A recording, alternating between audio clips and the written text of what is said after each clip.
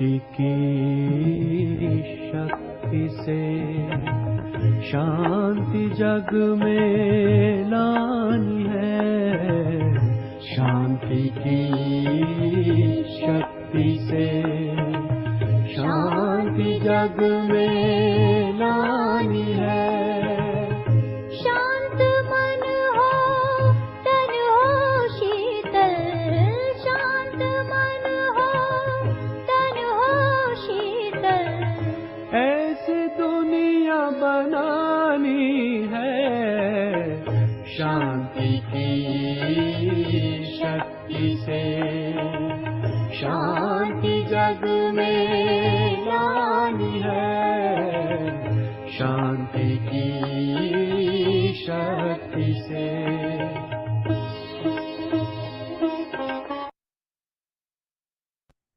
ओम शांति। परम पिता परमात्मा अपने मुरली के माध्यम से हमें ज्ञान दे रहे हैं।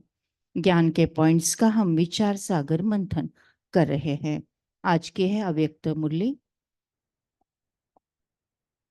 10 दिसंबर 1978 और टाइटल है विस्तार को न देख सार अर्थात बिंदु को देखो। विस्तार को न देख सार अर्थात बिंदु को देखो। बिंदु कौन है? मैं आत्मा हूं। और विस्तार क्या है? शरीर है, पद है, पोजीशन है, डिग्री है, अमीरी है, गरीबी है, वो सब विस्तार है। और किसको देखना है? केवल बिंदु। मैं आत्मा बिंदु, सामने वाली आत्मा भी बिंदु, सब बिंदु बिंदु। और परमात्मा भी बिंदु। मधुबन निवासी त्यागी तपस्वी बच्चों प्रति बाप दादा बोले कि मधुबन निवासी अर्थात मधुरता के सागर में सदा लहराने वाले बाप दादा की विशेष कर्म भूमि, चरित्र भूमि, मधुर मिलन भूमि या महान पुण्य भूमि, ऐसी भूमि के सदा निवासी कितने महान आत्माएं हैं। निराकार बाप को भी इस साकार भूमि से विशेष स्नेह है। ऐसी भूमि के निवासी स्वयं को भी सदा ऐसे अनुभव करते हैं। मधुबन अर्थात मधुर भूमि। वृत्ति की भी मधुरता, वाणी की भी मधुरता, हर कर्म में सदा मधुरता। जैसी भूमि वैसी भूमि में रहने वाली महान आत्माएं। मधुबन से जो आत्माएं अनुभव करके जाती है वो भी क्या कहती? मधुबन है संगम युगी स्वर्ग, अर्थात स्वर्ग भूमि में रहने वाले अब भी स्वर्ग और भविष्य में भी स्वर्ग, तो डबल स्वर्ग के अधिकारी कितने विशेष हुए। तो परमात्मा समझाते ये जो मुरली चली है किन के लिए चली है? जो मधुबन में निवास करते उनके लिए है। इसलिए बाबा समझाते हैं कि आप बच्चे डबल स्वर्ग के अधिकारी हो, क्योंकि मधुबन क्या है? संगम युग का स्वर्ग है और भविष्य में भी यही स्वर्ग बनेगा। तो डबल स्वर्ग के अधिकारी विशेष बच्चे हो। बाप दादा आज खास मधुबन निवासियों से मिलने आए हैं। बाबा पूछते हैं स्वर्ग की विशेषता अथवा स्वर्ग का विशेष गायन क्या है? स्वर्ग का विशेष गायन है सदा संपन्न, अर्थात अप्राप्त नहीं कोई वस्तु स्वर्ग के खजाने में। चाहे संगम युगी स्वर्ग या भविष्य का स्वर्ग, दोनों की एक ही विशेषताएं गाई हुई है। जो मधुबन निवासी अर्थात संगम युगी स्वर्ग निवासी ऐसी संपन्न स्थिति का अनुभव करते हैं जिसमें महसूस हो कि हम सदा तृप्त आत्माएं हैं। जैसे इच्छा मात्रम अविद्या के संस्कार भविष्य स्वर्ग में नेचुरल हो गए, वैसे मधुबन निवासियों के ये नेचुरल संस्कार हैं। स्वर्गवासी अर्थात इन सभी बातों में नेचुरल संस्कार स्वरूप हो। कोई भी पूछते हैं आप कहाँ के रहवासी हो, बड़ी फलक से खुशी से कहते हैं कि हम मधुबन निवासी हैं। तो मधुबन वाले की जैसे छाप लगी हुई है, साथ साथ में जैसा स्थान वैसी स्थिति की छाप भी होगी ना। जैसे कोल्ड स्टोर में जाएंगे तो जैसा स्थान वैसी स्थिति ऑटोमेटिकली होगी ना। तो मधुबन की जो महिमा है, ऐसे संस्कार बने हैं क्योंकि साकार रूप में लक्ष्य स्वरूप सबके आगे मधुबन है। कॉपी सब मधुबन को करते हैं।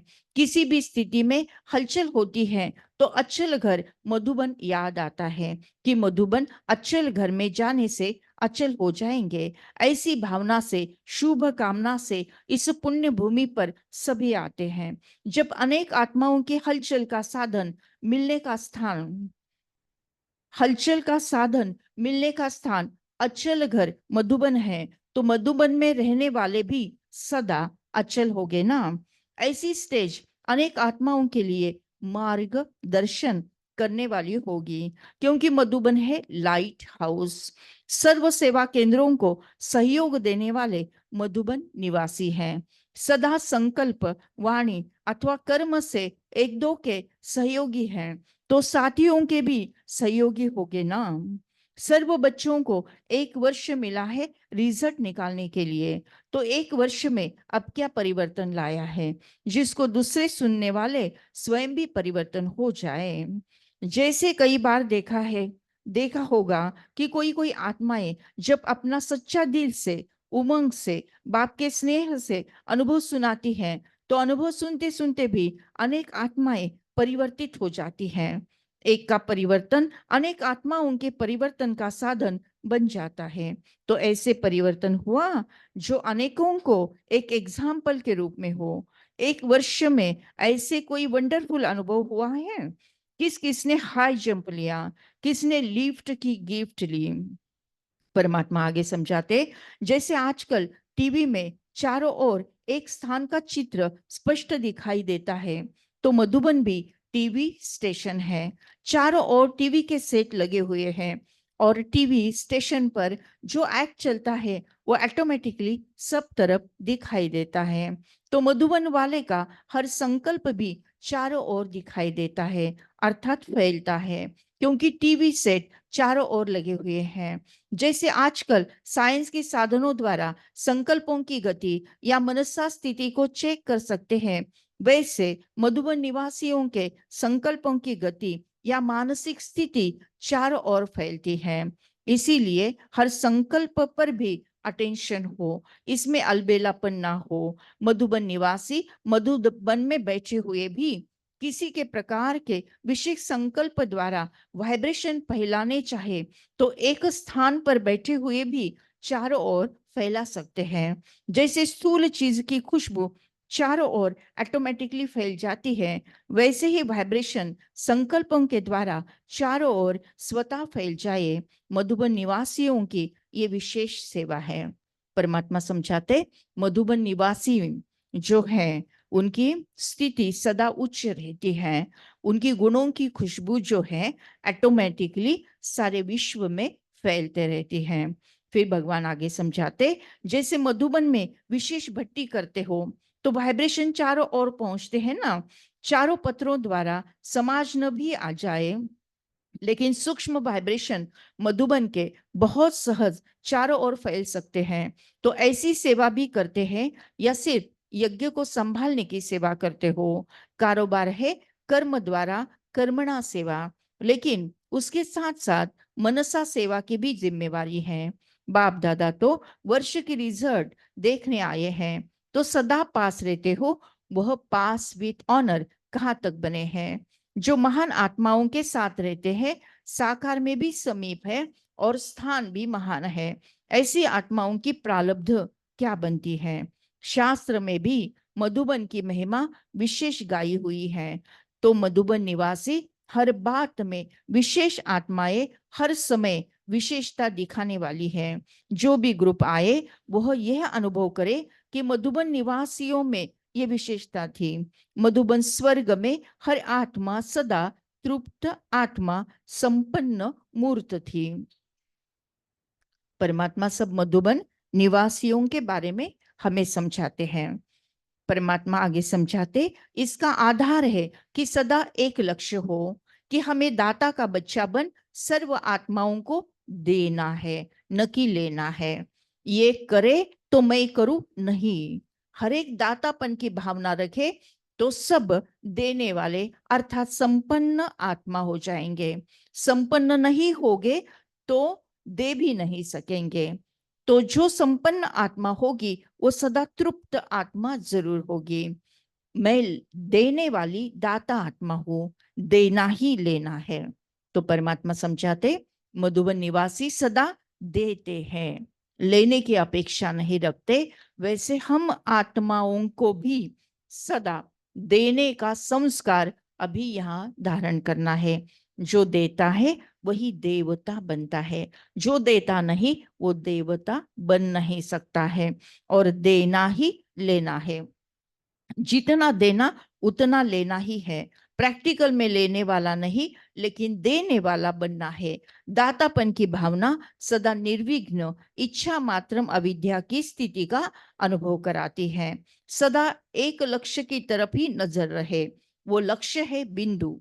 एक लक्ष्य अर्थात बिंदी की तरफ सदा देखने वाले, अन्य कोई भी बातों में देखते हुए नहीं देखे। नजर एक बिंदु की तरफ ही हो, जैसे यादगार रूप में भी दिखाया है। मछली की तरफ नजर नहीं थी लेकिन आंख की भीड़ बिंदु में थी। किसकी? अर्जुन की। क्या हुआ था? हम्म हम्म हम्म हम्म तो मछली को नहीं देखा, किसको देखा? आंख को भी नहीं देखा, किसको देखा? बिंदु को देखा। मछली को नहीं देखा, मछली की आंख को भी नहीं देखा, किसको देखा? बिंदु को देखा। इसलिए हमें भी क्या करना है? बिंदु को देखना है। मैं आत्मा बिंदु, देह को भी नहीं देखना, देह के विस्तार को भी नहीं देखना। मैं आत्मा बिंदु। सामने वाले को भी क्या देखना? ये आत्मा बिंदु। उनके देह को भी नहीं देखना, काला है, गोरा है, बूढ़ा है, ऐसा है, वैसा है, नहीं। उसकी पद है, उसकी पोजीशन है, वो अमीर है, गरीब है, नहीं। केवल बिंदु। और किसको देखना? बिंदु मेरा पिता, परम पिता, परमात्मा बिंदु। बस बिंदु लक्ष्य है। बिंदु एक लक्ष्य अर्थात बिंदु की तरफ सदा देखने वाले, अन्य कोई भी बातों में देखते हुए नहीं देखना है।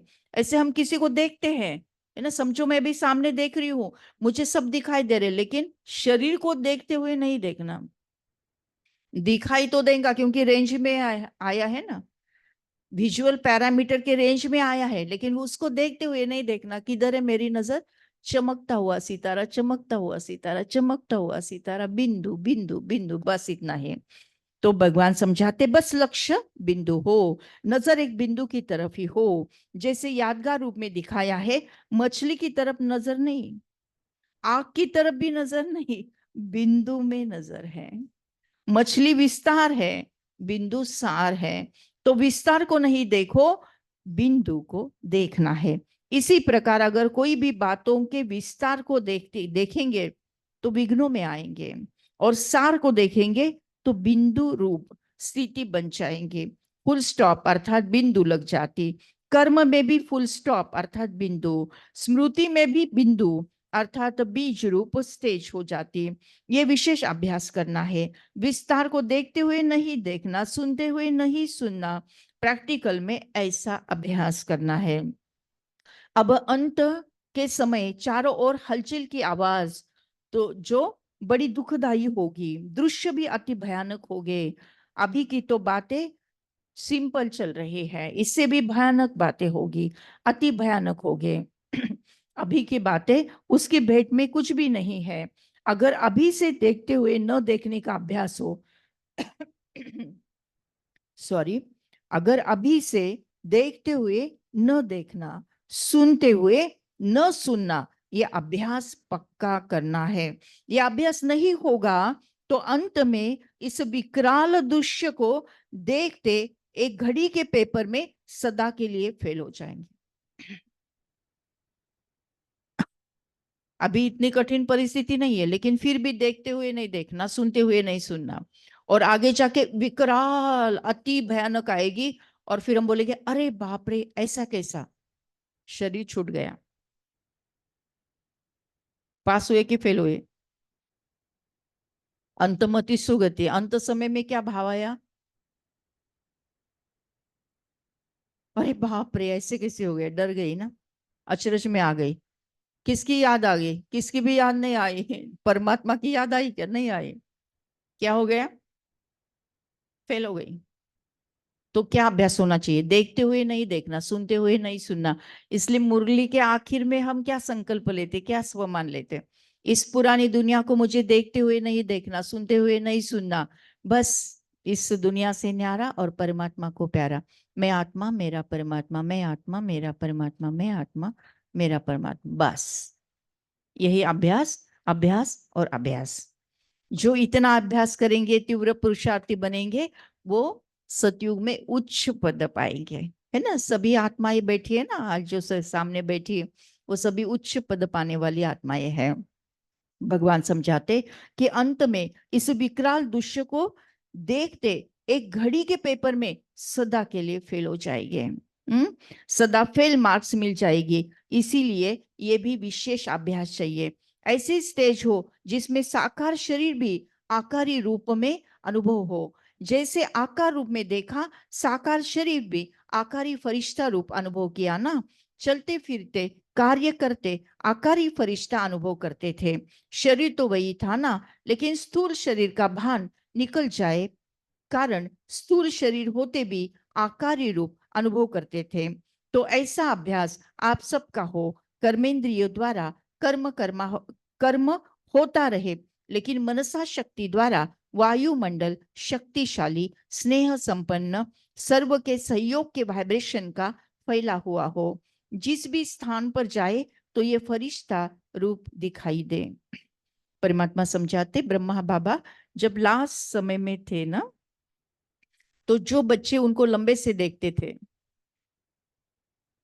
उनको ब्रह्मा बाबा का स्थूल शरीर दिखाई नहीं देता था, आकारी रूप दिखाई देता था। और वो ऐसे जमीन पर से चलते थे तो ऐसा लगता था कि जमीन के ऊपर से चल रहे, ऐसे 2-4 फुट ऊपर, और ऐसे चल रही आकारी रूप में, फरिश्ता रूप में। ऐसे आखिर आखिर सारे बच्चों को दिखता था, अरे क्या हो रहा है ये? क्योंकि वो इतना हल्के हुए, इतना फरिश्ता स्वरूप हुए, इतने लाइट हुए कि दूसरों को भी वो अवस्था फील होती थी, आकारी रूप फील होता था। परमात्मा समझाते हैं, चलते फिरते कार्य करते आकारी फरिश्ता अनुभव करते थे। शरीर तो वही था ना, लेकिन स्थूल शरीर का भाल निकल जाने के कारण स्थूल शरीर होते हुए भी आकारी फरिश्ता रूप अनुभव करते थे। तो ऐसा अभ्यास आप सबका हो, ऐसा अभ्यास आप सबका हो। कर्मेंद्रिय द्वारा कर्म होता रहे, लेकिन मनसा शक्ति द्वारा वायुमंडल शक्तिशाली, स्नेह संपन्न, सर्व के सहयोग के वाइब्रेशन का फैला हुआ हो।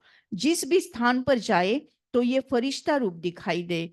कर्म कर रहे हैं, लेकिन हर एक ही समय पर कर्म और मनसा सेवा, दोनों सेवा का बैलेंस हो। जैसे शुरू शुरू में ये अभ्यास कराया था, कर्म भले बहुत साधारण हो, लेकिन स्थिति ऐसी महान हो जो साधारण काम होते हुए भी साक्षात्कार मूर्त दिखाई दे। कोई भी स्थूल कार्य, धोबी घाट या सफाई आदि कर रहे हैं, भंडारे का कार्य कर रहे हैं, लेकिन स्थिति ऐसी महान हो, ऐसा भी समय प्रैक्टिकल में आवेगा जो देखने वाले यही वर्णन करेंगे कि इतनी महान आत्माएं फरिश्ता रूप और कार्य क्या कर रही हैं।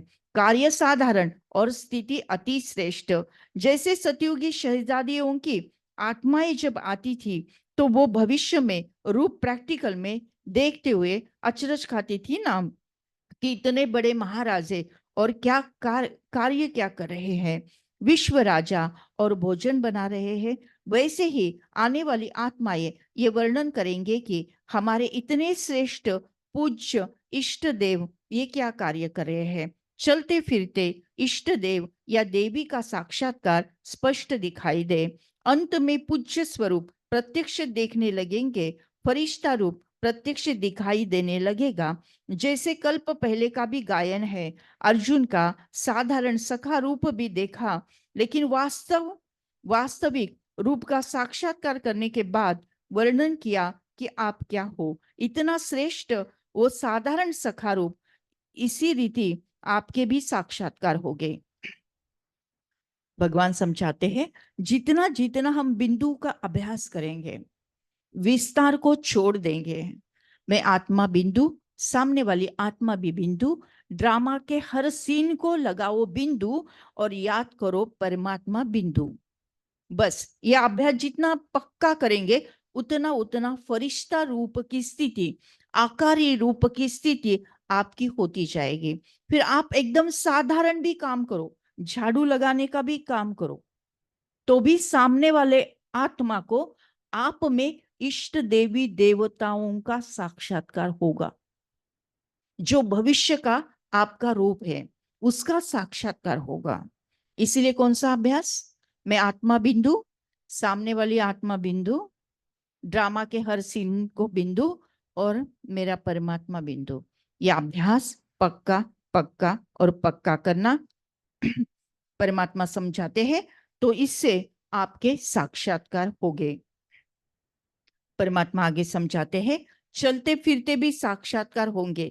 दिव्य दृष्टि में जाकर देखो, वो बात और है। जैसे शुरू में चलते फिरते देखते थे, वो ध्यान में जाकर देखने की बात नहीं। जैसे एक एक बाप का आदि में अनुभव किया, वैसे अंत में भी अभी सबका साक्षात्कार होगा। जैसे पहले पहले आदि में क्या होता था, ब्रह्मा बाबा को देखते थे तो किसका साक्षात्कार होता था? श्री कृष्ण का साक्षात्कार होता था। वैसे जब हम आत्माएं संपूर्ण संपन्न बन रही है, बिंदु रूप बन रही है, वैसे हमसे दूसरों को साक्षात्कार होगा इष्ट देवी देवताओं का, इष्ट देवी देवताओं का। परमात्मा समझाते, जैसे एक साकार बाप का आदि में अनुभव किया, वैसे अंत में अभी सबका साक्षात्कार होगा। ये साधारण रूप गायब हो जाएगा, फरिश्ता रूप या पूज्य रूप देखेंगे। जैसे शुरू में आकारी ब्रह्मा और श्री कृष्ण का साथ साथ साक्षात्कार होता था, वैसे अभी भी ये साधारण रूप देखते हुए भी दिखाई न दे। आपके पूज्य देवी या देवता रूप, फरिश्ता रूप देखे, लेकिन ये तब होगा जब आपका पुरुषार्थ देखते हुए न देखने का हो। फिर से भगवान अंडरलाइन करा रहे, इस पुरानी दुनिया को, इस कलयुगी दुनिया को देखते हुए नहीं देखना है। तभी अनेक आत्माओं को भी आप महान आत्माओं का ये साधारण रूप देखते हुए भी नहीं दिखाई देगा। आंख खुलते ही एक सेकंड में साक्षात्कार हो जाएगा, अरे ये तो देवी है, ये तो देवता है, ये तो इष्ट देव है। तो ऐसी स्टेज बनाने के लिए विशेष अभ्यास बताया, देखते हुए नहीं देखो, सुनते हुए नहीं सुनो, एक ही बात सुनो और एक ही बिंदु को देखो। विस्तार को न देखो, सार को देखो। विस्तार को सुनते हुए नहीं सुनना है। ये जादू की नगरी, ये मधुबन बन जाएगा। तो सुना मधुबन का महत्व, अर्थात मधुबन निवासियों का महत्व। अच्छा, मधुबन की शक्ति सेना अर्थात विशेष आत्माओं की सेना है। हर एक अपनी विशेषता की अच्छी तरह जानते हैं। विशेषता के कारण ही विशेष भूमि के निवासी बने हो, ये खुशी रहती है। पिछला खाता तो हर एक का अपना अपना है, जो चुकतू भी होता रहता है, लेकिन साथ साथ ड्रामा अनुसार कोई ना कोई विशेषता भी होगी। फिर कारण विशेष पाठ मिला है, सदा पुण्य भूमि और श्रेष्ठ आत्माओं के संग का विशेष पाठ। ये क्या कम भाग्य है? ये कम भाग्य नहीं है। जड़ चित्रों के मंदिर के पुजारी भी तो अपने को कितना महान समझते हैं कि है पुजारी, लेकिन नशा कितना रहता, क्योंकि समझते हैं मूर्ति के समीप संबंध वाले हैं। तो जड़ चित्रों के पुजारी इतना नशा रखते हैं, वो तो बात होगी पुजारियों की। लेकिन आप तो यहाँ तो संपर्क में रहने वाले, संग में रहने वाले संगी साथियों को कितना नशा और खुशी होनी चाहिए। ईश्वरीय परिवार में आई हुई आत्मा में कोई विशेषता ना हो, ये हो नहीं सकता। अंडरलाइन करें। ईश्वरीय परिवार में आई हुई आत्मा में, ईश्वरीय परिवार में आई हुई आत्मा में कोई विशेषता ना हो, ये हो नहीं सकता, ये हो ही नहीं सकता। क्या हम ईश्वरीय परिवार के सदस्य हैं? है? हाँ, तो अपने खुद में विशेषता 100% है, कोई ना कोई विशेषता 100% है। तो अभी ध्यान से सुनो आगे। तो अपनी विशेषता को जान, उसे कर्म में लगाओ। तो अपनी विशेषता को जान, उसको कर्म में लगाओ। जो भी गुण अथवा विशेषता हो, चाहे कर्मणा का गुण हो, चाहे मधुरता का गुण हो, चाहे स्नेह का गुण हो, उसको कार्य में लगाओ। तो लोहा पारस से लग पारस बन जाता है, वैसे एक गुण या विशेषता सेवा में लगाने से सेवा का फल 1,00,000 गुना मिलने से वो एक विशेषता अनेक समय का फल देने के लायक बन जाती है। तो भगवान समझाते हैं कि ईश्वरीय परिवार का हर सदस्य में कोई ना कोई विशेषता है। अगर वो विशेषता अगर हमने सेवा के कार्य में लगाई तो 1,00,000 गुना रिटर्न मिलेगा। कितना? संगम युग में कितना मिलता? 100 गुना, 100 गुना। लेकिन हम संगम युगी आत्माओं ने अपनी विशेषता को सेवा कार्य में लगाया तो सेवा का फल 1,00,000 गुना मिलता है। तो अभी आपने अपनी विशेषता लिखो। एक ही विशेषता होगी ऐसे नहीं, 2 हो गए, 4 हो गए, 8 हो गए, 15 हो गए, 10 हो गए। सारी विशेषता लिखो और सारी के सारी सेवा कार्य में लगाओ। तो कितना रिटर्न मिलेगा? सेवा का फल 1,00,000 गुना मिलने से वो एक विशेषता अनेक समय का फल देने के लायक बन जाती है। जैसे एक बीज डालने से कितने फल निकलते, वैसा एक भी विशेषता कर्म में लगाना अर्थात धरनी में बीज डालना है। तो समझे कितने खुश नसीब हो। ब्राह्मण परिवार में जन्म हुआ है तो जन्म के साथ कोई ना कोई विशेषता की तकदीर साथ लेकर ही आए हो। सिर्फ अंतर ये हो जाता है उसको कार्य में कहां तक लगाते। कोई आत्मा उसको कार्य में ही लगाते नहीं, कोई आत्मा 10% लगाती, कोई आत्मा 20% लगाती, कोई आत्मा 50% लगाती और कोई आत्मा 100% लगाती। जब हम 100% लगाते हैं तो उसके 1,00,000 गुना हमें सेवा का फल मिलता है। चाहिए कि नहीं चाहिए? चाहिए। तो अपनी विशेषता लिखना, जितनी भी विशेषता है वो ईश्वरी सेवा के कार्य में हमें लगाई कि नहीं लगाई? तो लगाना चाहिए ना। सिंपल बात है, समझो रंगोली बहुत अच्छी निकालते आती है ना, रंगोली रंगोली। तो वो ईश्वरी कार्य में उसको सफल करना है। रोज हम सेंटर के सामने, गीता पाठशाला के सामने अगर रंगोली निकाली तो ईश्वरीय कार्य में सफल हो गई ना का आपकी विशेषता। कितना रिटर्न मिलेगा? 1,00,000 गुना सेवा का फल मिलेगा, 1,00,000 गुना। तो ऐसी बहुत सारी विशेषता हमें हो सकती है। हर विशेषता को ईश्वरीय कार्य, ईश्वरीय सेवा में लगाओ तो फल 1,00,000 गुना मिलेगा। भगवान समझाते हैं उसको कार्य में कहां तक लगाते हो। जन्म का भाग्य है, लेकिन भाग्य को कर्म या सेवा में लगाने से अनेक समय के भाग्य का फल निकालना, बीज बोने का ये तरीका आना चाहिए। फल तो अवश्य निकलेगा। बीज बोना अर्थात विशेष रूपी बीज को सेवा में लगाना। यहाँ तो सब सदा भाग्य के तख्त नशीन है। जिस भाग्य के लिए कल्प पहले की यादगार में भी अब तक 1 सेकंड का समीप रहना भी महान समझते हैं, तो जो प्रैक्टिकल में उन्हीं की खुशी, उन्हीं का भाग्य कितना श्रेष्ठ है। श्रेष्ठता को सामने रखने से व्यर्थ बातें समाप्त हो जाती हैं।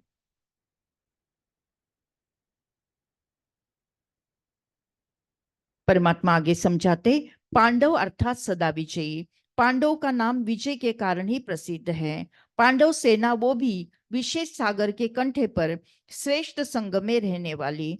तो ऐसी पांडव सेना सदा विजयी हो। विजय का खेल सदा चलता है या हार जीत का अब के समय और सहयोग के प्रमाण ड्रामा अनुसार तो भाग्य प्राप्त है, उसी समान सदा विजय का खेल चलना चाहिए। परमात्मा समझाते हैं, हर एक की विशेषता का वर्णन करो।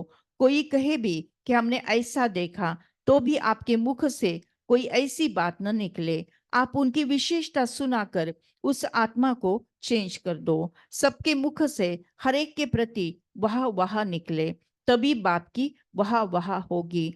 कोई की बात अगर नीचे ऊपर देखते हो, सुनते भी हो, दिल में नहीं रखो। ऊपर दिया और खत्म। अपने आप को सदा खाली और हल्का रखो। अगर दिल के अंदर किसी भी प्रकार की बात होगी, तो जहां बातें है वहां बाप नहीं होते हैं। तो भगवान समझाते हैं, किसी के गुण को एक दो के सामने वर्णन नहीं करना चाहिए, क्योंकि वर्णन करना अर्थात बीमारी के जर्म्स को फैलाना है। कोई ऐसे जर्म्स होते हैं कि उसी समय कोई पावरफुल दवाई डाल खत्म किया जाता है। कोई पूछे फलाना कैसा है, तो दिल से निकले नहीं बहुत अच्छा है। कोई कैसा भी हो, क्या कहना चाहिए? बहुत अच्छा है। परमात्मा समझाते, समय प्रमाण स्टेज भी बहुत ऊंची होनी चाहिए। चढ़ती कला का अर्थ है ही जो पहले था उसको पार चले, ऐसी स्थिति होनी चाहिए। परमात्मा समझाते, तुम्हारी स्थिति सदैव एकाग्र रहे, तब नाम बाला होगा। वृत्ति की, दृष्टि की, स्वभाव की चेकिंग करने वाले सब आएंगे, लेकिन उन्हें रियल ज्ञान का परिचय हो जाए, अर्थात ओम शांति। तो क्या क्या समझाए भगवान ने? विस्तार को नहीं देखो, सार को देखो, बिंदु को देखो। मैं आत्मा बिंदु, सामने वाले जो दिख रहे वो भी बिंदु, ड्रामा के हर सीन को बिंदु, परमात्मा भी बिंदु। ये होगी बात। दूसरा क्या समझाया? ये मधुबन स्वर्ग है, संगम युग का स्वर्ग है, और मधुबन निवासी डबल स्वर्गवासी हैं। फिर भगवान ने क्या समझाया? कैसा कर्म करना है? जितना फरिश्ता रूप में हम कर्म करते रहेंगे, तो सामने वालों को साक्षात्कार होगा। फिर साधारण भी काम करे, लेकिन फिर भी देवी देवताओं का साक्षात्कार होगा। ऐसी अपनी स्थिति सदा उच्च रखनी है, सदा स्टिल स्टेबल स्ट्रांग रखनी है। फिर भगवान ने क्या समझाया? अपनी विशेषता को ईश्वरीय कार्य में, सेवा में सफल करो, तो सेवा का फल 1,00,000 गुना मिल जाएगा। ऐसी बहुत ही अच्छी प्यारी सी मुरली परमपिता परमात्मा ने हमें समझाई है। Thank you Baba, thank you. शुक्रिया परमात्मा, शुक्रिया।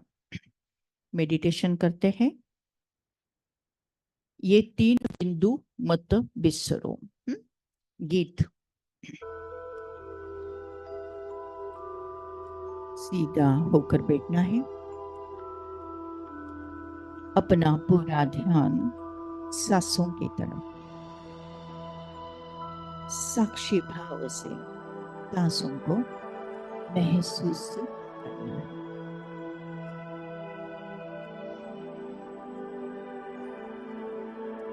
धीरे धीरे अपना ध्यान ललाट के मध्य भाग में, ब्रेन के 2 लोब्स के बीच में विजुअलाइज करें, फील करें एक अति दिव्य, अति तेजोमय, चमचमाता हुआ दिव्य सितारा। ये मैं हूं, मैं बिंदु हूं, मैं ज्योतिर्बिंदु हूं, मैं जिस पॉइंट ऑफ लाइट,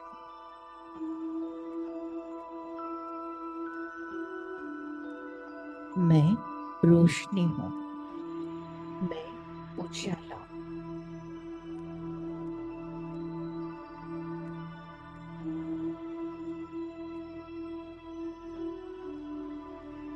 मैं आत्मा बिंदु। मैं जिनको भी देखती हूँ मुझे दिखाई देता है ज्योतिर्बिंदु स्वरूप आत्मा। सार को देखना है, विस्तार को नहीं। बिंदु आत्मा को देखना है, शरीर को नहीं। ड्रामा का हर सीन कल्याणकारी है। ड्रामा के हर सीन को मैं आत्मा 1 सेकंड के अंदर फुल स्टॉप लगा दे। मैं आत्मा बिंदु। 1 सेकंड में मैं आत्मा परमधाम घर में, परमात्मा बिंदु। इस साथ कंबाइन सारे भी कर्म भस्म, आत्मा रूपी बैटरी चार्ज। परमपिता परमात्मा से निकलती हुई परमात्मा एनर्जी मुझे आत्मा में समाकर मुझे संपूर्ण संपन्न बनाकर तीनों लोगों में, तीनों कालों में प्रवाहित होती जा रही। विश्व के हर आत्मा को परमात्मा का यथार्थ परिचय प्राप्त हुआ है। वो आत्मा भी कहती मेरा बाबा बिंदु। मैं आत्मा बिंदु। ड्रामा के हर सीन को लगाओ बिंदु। मेरा बाबा बिंदु। ये 3 बिंदु मत बिसरो।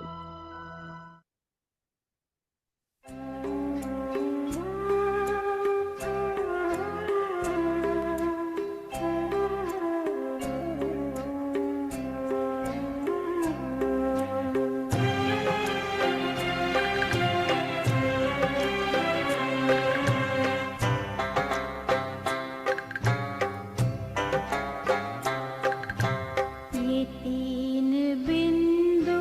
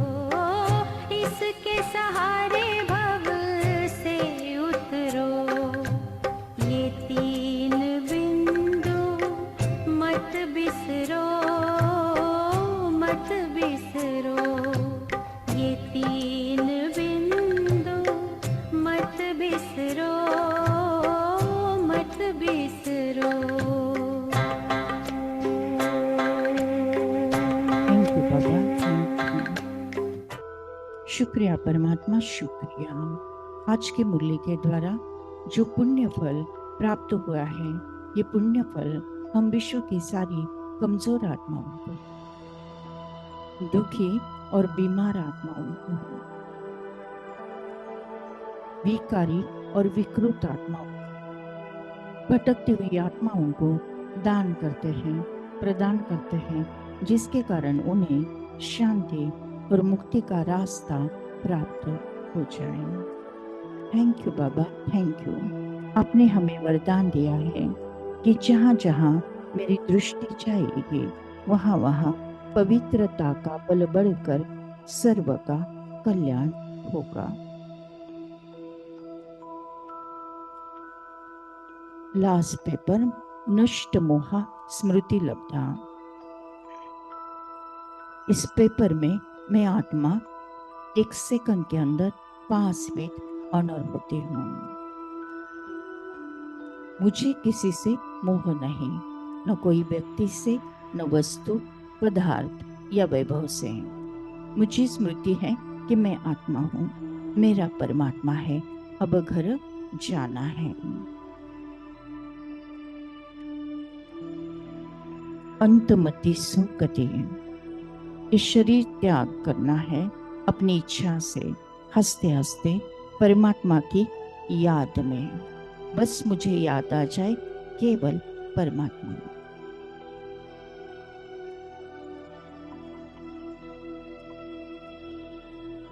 बहु काल का अभ्यास।